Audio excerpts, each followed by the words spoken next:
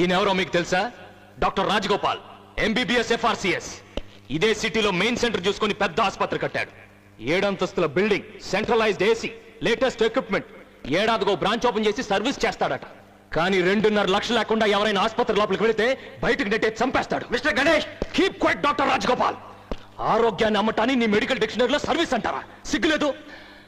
అసలు ఎప్పుడైనా ఈ తెల్లకోట్ నీ ఒంటి మీదకి ఎలా వచ్చిందో ఆలోచించావా? MBBS చదివితే వచ్చింది. ఎవడబ్బా సొమ్ముతో చదివయ్యా? ఇలాంటి ఒక్కొక్క డాక్టర్ని తయారు చేయడానికి ప్రభుత్వానికి 12 లక్షలు ఖర్చు అవుతుంది. ఆ 12 లక్షలు ఎక్కడవి? కూలీ నాలి చేసుకునే పేద ప్రజలు, చాలీ చాలిన సంపాదనతో బతికే సగటు మనుషులు 10 పరకా సంపాదించి ఆ డబ్బుతో ఉప్పు, పప్పు, ఉల్లిపాయ కొనుక్కుంటే అలా కొన్న ప్రతి వస్తువు మీద పన్ను వేసి ఆ పన్ను రూపంలో వచ్చిన డబ్బులో నుంచి 12 లక్షలు ఖర్చు పెడితే ఇడిగో ఈ మహానుభావుడు డాక్టర్ అయ్యాడు. ఇది నువ్వు మర్చిపోతే ఎర్రటి రక్తాన్ని తెల్లటి పాలుగా చేసి పెంచిన నీ తల్లిని మర్చిపోయినట్టే.